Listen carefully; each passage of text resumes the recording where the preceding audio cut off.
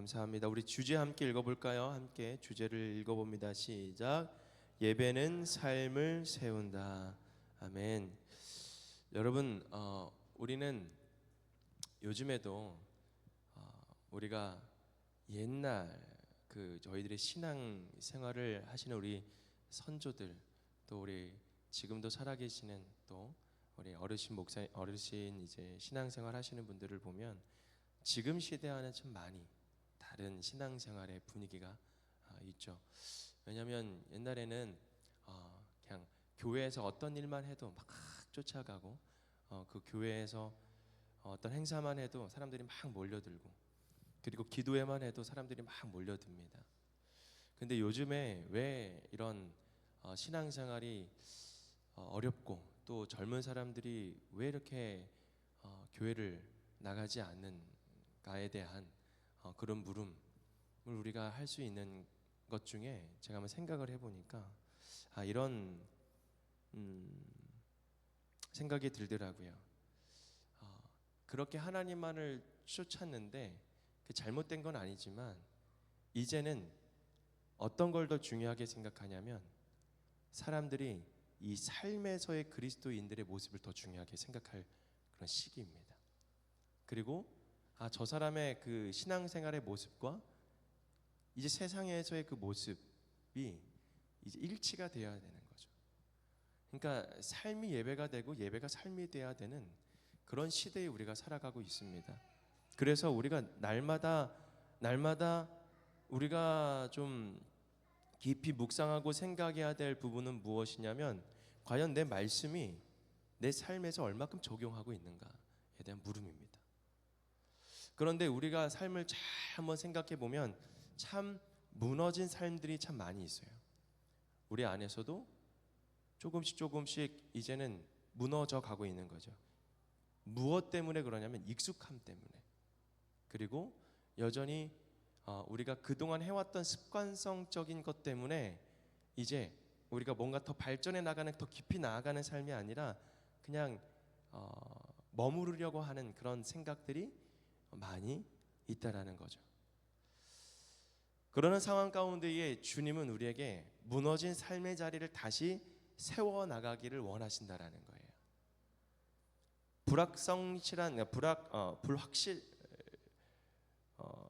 불확실성의 어떤 그런 시대에 우리가 살아가고 있는 상황 가운데 가정이 많이 흔들리게 되고, 또 사회의 질서도 많이 흔들리게 되고 무너지게 되고, 또 요즘 현존에 있는 이 시대에 정치와 종교 안에서 이런 문화가 이제 많이 무너지게 되고, 심지어 이제 교회 안에서도 왜 우리가 교회를 이렇게 와서 예배를 드려야 되나요? 영상으로 드리면 되는데, 이런 시대가 왔고요. 그런데 주님은 이 성경을 통해서 우리에게 말씀하시고자 하는 것이 무엇이냐면 예배는 삶을 무조건 세운다는 거예요. 할렐루야. 무조건 세운다는 거예요. 뭐가요? 예배가요. 예배는 종교 행위가 아니에요. 우리가 종교는 뭐예요? 뭐 기독교라고 하잖아요. 사실은 우리가 말을 바꿔야 됩니다. 종교가 뭐예요? 이렇게 이야기했을 때 우리는 뭐라고 얘기를 하냐면 저는 예수님을 믿는 사람들입니다. 우리는 예수님을 섬기는 사람들입니다. 우리는 종교가 아닙니다. 종교는 어떤 의지 대상을 찾고 막 달려가는 거 아닙니까? 그러나 우리는 그 의지를 넘어서 그분의 인도하심에 따라 살아가는 사람들이기 때문에, 그리고 우리는 이 종교라는 말로 인해서 우리 기독교에 뭔가 프레임이 막 씌워져 있는 것 같아요. 근데 그것이 아니에요. 그냥 그저 단순히 우리는 예수님을 섬기는 사람들이에요. 그래서 우리가 종교는 뭐예요? 저는 예수님을 섬기는 사람들입니다. 우리가 이렇게 고백할 수 있어야 됩니다. 저는 기독교예요, 교회 다녀요. 이건 아니에요. 이건 너무 습관적인, 우리들의 믿음의 고백이 담겨져 있는 고백은 예수님을 믿는 사람들이에요. 그렇기 때문에 우리가 더 예수님에 집중할 수가 있는 거예요. 그래서 예배는 무너진 질서를 어떻게 해요? 다시 회복시키고 흩어진 마음들을 다시 모으는 그런 역할을 합니다. 그래서 우리가 날마다 하나님의 중심으로 살아가는 사람으로 우리가 살아갈 수가 있는 거죠. 오늘 본문의 말씀 여러분들도 우리 보니까 매일 성경을 같이 계속 묵상하지 않습니까? 요즘에 역대상을 같이 묵상하면서 다윗이 아주 큰 일을 저질렀어요. 그죠? 다윗이 큰 일을 어떤 큰 일이에요? 자기 아직 의도는 좋았지만, 정말 의도는 좋았지만 어떤 의도로 갔어요? 어떤 방향으로 갔어요? 잘못된 방향으로 갔어요. 여러분, 우리가 신앙생활을 할 때 의도는 좋을 수 있어요. 아주 화려할 수도 있고 너무 우리의 마음을 편안하게 만들 수도 있어요. 그러나 우리가 더 집중해야 될 것은 무엇이냐면 이게 과연 하나님께서 오르신 하나님의 방법인가? 하나님이 정말 오르시다라고 생각하는 그 방법인가? 하나님의 옳은 방법인가? 우리가 이거를 계속 생각을 해야 돼요. 그런데 다윗은 그거에서 무너집니다. 그리고 또 웃사라는 친구는 이 괴가 떨어지니까 여러분 어떻게 해요?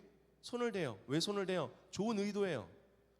여러분, 우리가 잘 생각해요. 신앙생활에 있을 때 우리가 잘 생각해야 될 게 뭐냐면 좋은 의도였는데, 좋은 생각이었는데 이게 하나님 보시기에 옳지 않을 수가 있다라는 거예요.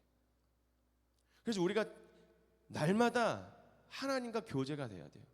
날마다 하나님과 만남이 이루어져야 돼요. 그거 뭐예요? 예배라는 거예요. 모세는요, 갈 때마다 물었어요. 하나님 앞에. 하나님 어떻게 해야죠? 하나님 어떻게 해야죠? 근데 묻지 않고 한번 딱 바위 세사가 지팡이를 던졌더니 어떻게 됐어요? 가나안 땅에 못 들어가잖아요. 옳은 방법이라고요. 그 방법으로 인해서 좋은 분위기가 이루어질 수도 있어요. 그러나 하나님은 다 보고 계세요. 그게 내 방법대로인 건지 하나님 방법대로인 건지. 오늘 다윗은 다시 넘어졌던 쓰러졌던 그 하나님의 괴가 다시 오베네돔이라는 그 집에 석 달 동안 있으면서 그 집이 얼마나 복을 받습니까? 그걸 보면서 우리가 뭘 생각할 수 있어요? 하나님의 괴, 하나님의 말씀이 거하는 곳은 하나님의 임재가 있다라는 거죠. 즉 우리가 살아가는 데 있어서 하나님의 말씀이 우리의 삶에 있다면 여러분 어떻게 해야 돼요? 하나님의 임재가 가득한 삶이 될 수 있다는 거죠. 여러분, 내 삶 속에서 우리가 막 기뻐하고 즐거워하고 행복한 삶을 막 누려요. 우리가 즐거운 거 너무 좋잖아요. 근데 여러분, 하나님의 말씀이 그 세수레에서 떨어질 때가 있다고요. 우리 마음 속에서 떨어질 때가 있어요. 우리 마음 속에서 그 하나님의 괴가 넘어질 때가 있어요. 근데 그때 여러분, 우리가 잘 알아야 돼요. 내 마음 속에, 그리고 내 삶 속에 혹시 하나님의 괴가 내 방식대로 살아가다 보니까 점점 하나님과의 거리가 멀어지고 점점 하나님의 말씀이 툭 내 삶에서 떨어져 버리는 그런 상황이 올 때가 있다고요. 그러나 다윗은 어떻게 했어요? 두려워했어요. 그 상황을 보고 두려워했다는 거예요. 그 상황을 보고 두려워하면서 했던 것이 무엇인 줄 아세요? 다시 예배를 세우는 거예요. 다시 제사를 세우는 거예요. 그가 했던 것들은 이제 자기 방식대로 다 떠나가고 하나님의 방식대로 어떻게 해요? 고아 자손을 불러다가 이제 어깨에 메고, 하나님의 개는 어깨에 메야 되거든요. 쉽게 되지가 않아요. 우리가 쉬운 인생을 살아가고 있잖아요. 근데 그러진 않아요. 하나님을 제대로 믿는 사람들은요, 고난이 따라올 수밖에 없어요. 하나님을 정말 진정으로 잘 섬기는 사람들은요, 고난이 아주 함께 그냥 걸어가고 있어요. 근데 있잖아요, 고난에 같이 가는데 여기에서 다름을 느낄 수 있는 건 뭐냐면 행복이 있다라는 거예요. 고난이 함께 있지만 이상하게 기뻐요. 네. 그 이유는 뭐예요? 하나님이 나와 함께 하니까. 바울과 실라가 옥에서 빌보 감옥에서 뭘 합니까? 그저 찬양하고 예배하고 기도하고. 우리가 그 자리에 있어야 할 하나님의 사명이 있는데, 근데 그 사명이 첫 번째로 무엇을 해야 되냐면 예배가 회복돼야 돼요. 여러분, 그 예배는요, 우리의 삶의 중심에 있을 때 삶을 회복하는데, 그 예배는요, 하나님을 향한 선포로 다시 우리의 삶을 정결하게 하는 역할을 합니다. 오늘 23절 같이 한번 말씀 볼까요? 23절 제가 누를게요. 그냥 이제 여호와 같이 읽어봅시다. 시작. 온 땅이여 여호와께 노래하며 그의 구원을 날마다 선포할지어다. 아멘. 여러분, 예배는 삶을, 예배는 찬양을 통하여 뭐랍니까? 우리들의 삶의 방향을 다시 정결하게 해주는 거예요. 정렬해 주는 거예요. 여러분, 뭔가 우리의 인생에 막 어지럽고 막 하잖아요. 힘들잖아요. 어려울 때 있잖아요. 그때 무엇을 해야 돼요? 그저 하나님 앞에 찬양하고 기도하는 거예요. 저희 어머니가 항상 그거를 저에게 보여주셨어요. 아버지가 이제 올라가셨지만 여러분, 아버님이 너무 착해서 너무 착해요. 그래서 보증이란 걸 많이 들었대요. 그런데 여러분, 그럴 때마다 어머니는 어떻게 하셨냐면 그냥 그저 교회를 달려갔어요. 제가 듣기로는 그래요. 제가 봤던 것 중에서도 제가 손 다쳤거나 많이 어려움이 있었을 때도 바로 그냥 성전으로 가서 기도하시고, 여러분, 그 기도와 찬양이요, 우리들의 어지러운 상황, 이런 고난 가운데에 있는 그런 상황들을요 정렬해 주세요. 그리고 정결하게 해주세요. 찬양은요, 우리들 안에 선포가 있어야 돼요. 그러니까 노래가 아니라는 거예요. 막 춤추고 막 행복하고 노래가 아니에요. 선포인 거예요. 하나님을 예배하고 하나님이 누구인지 우리의 삶으로 외치는 것이 바로 찬양인 거예요. 여러분, 우리의 삶에 끊임없이 들어와서 흐트러버리는 것이 무엇이에요? 뉴스나 SNS나 경쟁, 모든 세상에 있는 불안 요소들이 많지 않습니까? 그러나 우리가 여기서 중심을 잃어버리지 않고 해야 될 것이 무엇이냐면 바로 예배라는 거예요. 어떤 고백이에요? 예배 가운데 하나님은 내 삶의 주권자이십니다. 그분은 나의 창조주이십니다. 그분이 나를 구원하여 주시고 인도하여 주셨습니다. 여러분, 이런 고백이 찬양 가운데에, 기도 가운데에 우리의 삶에서 나타나야 되는 거예요. 우리의 정체성이 다시 어떻게 해야 됩니까? 정렬되어야 된다고요. 누구로? 하나님의 중심으로. 여러분, 예배는요 단순한 그런 시간이 아니에요. 우리의 삶을 다시 세워 나가는 시간이에요.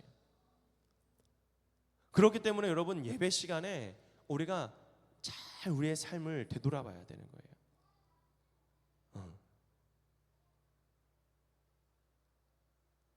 두 번째로, 예배는요 거룩함과 감사로 중심을 다시 세웁니다. 29절에 있는 말씀을 보면 같이 읽어볼까요? 시작. 여호와의 이름에 합당한 영광을 그에게 돌릴지어다. 제물을 들고 그 앞에 들어갈지어다. 아름답고 거룩한 것으로 여호와께 경배할지어다. 아멘.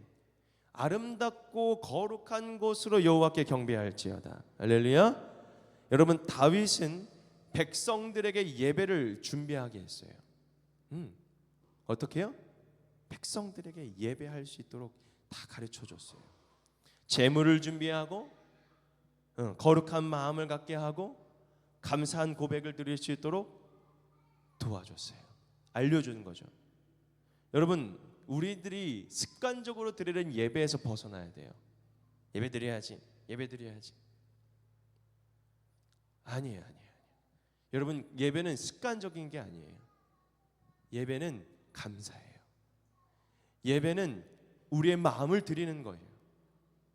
그렇기 때문에 예배가 드림으로 인해서 우리가 숙제 끝, 이게 아니라는 거예요. 예배를 통해서 우리의 어지러웠던 우리들의 삶이 다시 정렬되고 우리의 삶이 다시 세워져 나가고 내게 중심이 되었던 세상적인 중심을 벗어버리고 하나님 중심으로 살아가겠노라고 고백하고 우리의 어지러웠던 그런 우리들의 삶을 다시 정결하고 정렬하는 그런 시간이라는 거예요. 그래서 거룩함과 이 감사로 우리의 중심을 다시 세우는 것이 바로 예배라는 거예요. 감사가 무너지면 여러분 삶도 무너진다라고 우리가 얼마나 많이 알고 있습니까?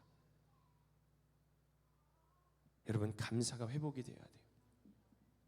그렇다고 억지로 감사하지 마세요. 시험 들어요. 예. 억지로 감사하면요 정말 시험 듭니다. 여러분 진짜 감사가 있을 때 무엇이 일어나는 줄 아세요? 감사가 있을 때, 정말 감사가 있을 때는 여러분 회개가 나타나요. 하나님의 기적과 은혜와 충만한 감사가 우리의 삶 가운데 있을 때 여러분 회개가 나타나요. 예를 들어서 욥은요 많은 자녀들이 있었어요. 근데 그 자녀들이 생일을 막 다 생일 잔치를 하는 거예요. 근데 생일 잔치를 하는데 끝나고 나서 욥이 하는 일이 있었어요. 그게 뭔지 아세요? 번제를 드리는 거였어요. 근데 그 번제를 그냥 드리는 것이 아니라 그 기쁜 그 시간을 보내면서 축제를 막 축하를 하면서 그 안에 하나님의 이름을 더럽혔을까? 그 안에 내가 기쁘고 하나님께 영광을 돌리지 않았을까? 그런 마음으로 죄를 고백하고 하나님 앞에 번제를 드리는 거예요. 여러분 저희가 하나님이 우리가 이전을 지금 준비하고 있는데 저희 교회가 그러면서 우리가 이전을 할 수 있는 그 곳을 이제 우리가 이번 주면 이제 계약하러 갑니다. 성성동에 저희가 잡아놨거든요. 근데 아무것도 없었어요. 저희가 이거 어떻게 해야 됩니까, 하나님? 그런데 우리 집주인분과 함께 이제 뭐 약속도 안 했었어요. 갑작스럽게 저희 밑에 비전 스페이스를 정리해야 되겠다라는 마음이 생겨서 내려가서 같이 이야기를 하고 있었어요. 근데 이렇게 말씀을 같이 나누고 있는데 띵동 하고 문자가 오는 거예요. 근데 무명으로 2천만 원을 누가 헌금을 하신 거예요. 근데 너무 감사할 일이잖아요. 근데 너무 죄송스러운 마음이 드는 거예요. 울면서 회개를 했어요. 그때 깨닫게 된 거예요. 그 앞에 집주인 분들은 막 영문을 몰라요. 제가 얘기를 했어요. 우리 두 분은 하나님의 기적이 일어나는 현장에 목격자로 지금 있으신 거라. 그런데 얘기 끝나고 오는데 너무 눈물이 나는데 하나님 앞에 용서를 구하고 하나님 앞에 회개를 하게 되는 거예요. 하나님 죄송해요. 하나님을 의심했고 하나님 앞에 불평스러웠던 우리들의 마음을 가졌었고 불안과 불신과 근데 하나님 여전히 역사하시는 하나님이신데 그러면서 깨닫게 된 거예요. 진짜 감사는 하나님 앞에 먼저 회개하게 하는구나. 나의 잘못을 더 드러나게 하는구나. 그러면서 주님 앞에 드디어 감사하게 되는 거예요. 여러분 감사가 회복돼야 된다는 이유를 그때 알았어요. 감사할 수 있는 건 나의 한계와 나의 부족함을 인정하고 하나님 앞에 엎드리는 그 순간 우리의 삶의 감사가 누릴 수 있는 거구나. 작은 것 하나에도 내가 감사할 수 있는 거구나. 여러분 그 은혜가 저에게 확 와닿게 되는 거예요. 그래서 하나님은 선하시다라고 하나님은 거룩함과 하나님께 대한 그 감사가 막 넘쳐나는 거예요. 한 주간 동안 얼마나 열심히 살았는지 몰라요. 여러분 정말 하나님 그 중심, 그 감사, 그 거룩 그 중심으로 다시 여러분들의 삶을 세워나가기를 주님의 이름으로 축복합니다. 세 번째로 예배는 공동체를 세우고 삶의 질서를 회복하게 됩니다. 우리 마지막 절 43절 말씀 같이 읽어볼까요? 43절 시작. 이에 뭇 백성은 각각 그 집으로 돌아가고 다윗도 자기 집을 위하여 축복하려고 되돌아갔더라. 아멘. 여러분, 다윗은요 예배 후에 찬양하는 사람들, 그리고 문지기, 그리고 제사장을 세워서 하나님을 섬기게 했어요. 그게 이제 37절부터 42절까지는 말씀입니다.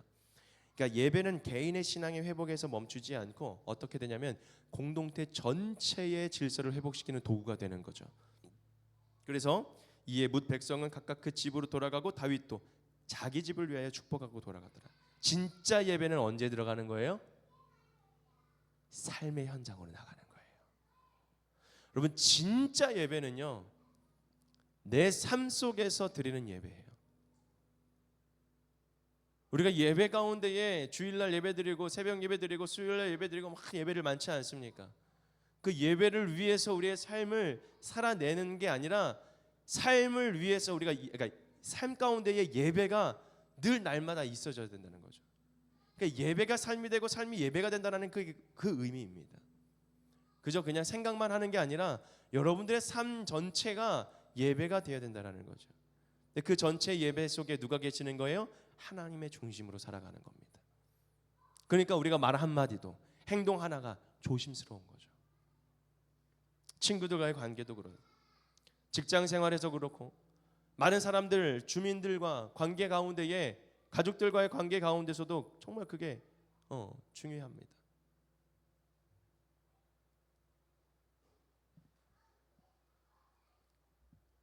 진짜 예배는 삶의 현장에서 예배가 끝난 그 순간 이제 다윗도 백성들도 각각 어떻게 해요? 그 집으로 돌아갑니다. 다윗은 왕이었지만 여러분 자기가 그 자기 집으로 돌아가서 축복한다라는 거예요. 예배자가 된 아버지. 잘 생각하셔야 돼요. 예배자가 된 어머니, 예배자가 된 우리 친구들, 예배자가 된 우리 청년들. 여러분 그들이 가정을 다시 세우고 삶을 다시 이렇게 세우는 것이 바로 우리가 해야 되는 것이. 사랑하는 성도 여러분, 오늘 우리가 드리는 이 예배는 단지 한 시간의 그런 의무가 있는 것이 아니에요. 예배가 우리의 무너진 중심을 다시 세우고 삶의 질서를 다시 회복시켜 주시고 흔들렸던 우리들의 감사가 되찾게 되는 그런 예배가 되기를 주님의 이름으로 축복합니다. 여러분, 예배는 하나님을 다시 보게 합니다. 감사를 다시 노래하게 되고요, 가정을 축복하게 하고요, 세상 속에서 하나님의 사람으로 살아가게 합니다. 예배는 우리의 삶을 다시 세웁니다. 여러분 예배로 다시 세워나가십시오. 다시 시작하십시오. 다시 살아내십시오. 그것이 여러분 우리가 살아가야 하는 겁니다. 한 가지만 더 말씀드리고 마칠게요. 여러분 기쁘시게 해드린다라는 말이 뭔지 아십니까? 우리가 제가 이제 외국의 어떤 목사님의 말씀을 잠깐 듣다가 감동이 돼서 은혜가 됐는데, 여러분 예배를 준비하면서 맞아요, 예배가 과연 또 무엇일까 고민하면서 그 목사님의 말씀과 같이 이야기를 한번 섞어봤는데 맞아. 여러분 우리가 기쁘시게 해드린다고 하나님을 고백하잖아요. 하나님을 기쁘시게 해드려요. 하나님 기쁘시게 해드려요. 그 초점에 우리가 맞춰버리니까 행위나 뭔가 우리의 삶의 뭔가 그 모습들을 우리가 찾잖아요. 근데 이거를 우리가 한번 바꿔보는 거예요. 뭐냐면 하나님을 기뻐하는 삶. 여러분 이거예요. 하나님을 기뻐하는 삶. 목사님이 아니라 김창옥 교수가 얘기했다. 김창옥 교수가 이걸 얘기하는데 여러분 단어를 하나를 바꿔버리는 거예요. 근데 제가 거기서 너무 감동이 되는 거예요. 아빠가 이제 일을 마치고 막 집으로 돌아옵니다. 그리고 엄마가 또 집으로 돌아옵니다. 아이들이 집에 있어요. 근데 부모님 딱 집에 들어오면은 여러분 어때요? 아이들이 기뻐요, 안 기뻐요? 물론 지금 중학교, 고등학교, 대학생들은 어머니한테는 죄송하지만 자 우리 친구들은 자 7살 친구와 5살 친구는 막 기뻐해요. 좋아해요. 기뻐해요? 네네. 기뻐해요? 좋아요. 감사해요. 여러분 뭐예요? 부모님을 집에 들어오는 순간 그 아이들이 기뻐하는 거예요. 여러분, 하나님을 우리의 삶 가운데 중심으로 둔 사람들은요, 하나님 때문에 우리가 기뻐하는 삶을 사는 거예요. 근데 그 모습 보고 하나님, 그 부모님들이 어떤 모습을 봐요? 기쁘잖아요. 하나님이 원하시는 건 무엇일까? 나로 하여금 기뻐하는 삶을 사는 거예요. 그럼 이게 우리의 중심이 들어와야 되는 거예요. 그러니까 우리가 뭔가 하나님을 기쁘시게 드려야 되라고 생각을 하니까 뭔가 찾는 거예요. 하나님을 기쁘시게 된 게 뭘까? 물론 순종과 헌신과 봉사가 있죠. 근데 하나님은 뭐예요? 내가 기뻐하는 걸 원하시는 거예요. 우리가 기뻐해야죠. 이렇게 저희는 교회 성도님들은 제가 뭐 교회 일찍 오든 뭐 언제 오든 뭐라고 얘기를 안 해요. 와요. 전 너무 기뻐요. 전 그래서 여기 이렇게 뜨거든요. 교회 현관 해가지고 이렇게 카메라가 떠요. 그러면 아유 할렐루야 감사해요. 막 기뻐요. 막 그냥 온 것만으로도 기뻐요. 우리가 이 생각을 바꿔야 되는 거예요.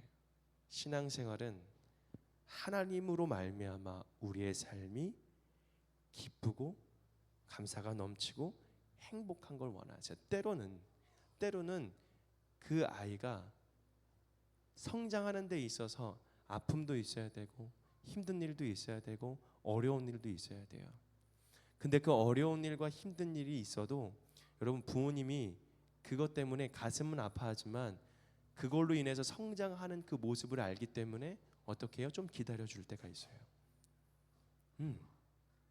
그랬을 때에 그 친구는 성장을 합니다.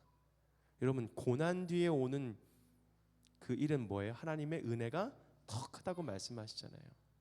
우리의 삶 속에서 그걸 날마다 느낄 수 있다는 것 또한 하나님 앞에 감사와 기쁨으로 영광 돌릴 수 있다는 거죠. 근데 이 모든 것들이 예배가 되고 그 예배가 삶을 다시 세워나가는 주춧돌이 된다는 거예요. 그 중심에 누가 있다고요? 하나님이 계신다고요. 그것을 우리가 잊지 마시고 정말 다시 한번 삶이 여러분들의 삶의 예배가 되기를 주님의 이름으로 축복합니다. 기도합니다. 하나님 감사합니다. 오늘 예배가 온전히 주님께서 원하시는 예배요, 또한 하나님께서 기뻐하시는 예배요, 또한 이 예배를 통해서 정말 이 세상에 나가 가정으로 돌아가 하나님 정말 진짜 예배가 하나님 그곳에서 온전히 하나님 앞에 올려드릴 수 있는 저희들 모두가 되게 하여 주옵소서. 정말 하나님으로 말미암아 우리가 기뻐하는 삶이 되게 하여 주옵소서. 하나님 감사합니다. 모든 것 감사드리며 예수님의 이름으로 간절히 기도합니다. 아멘.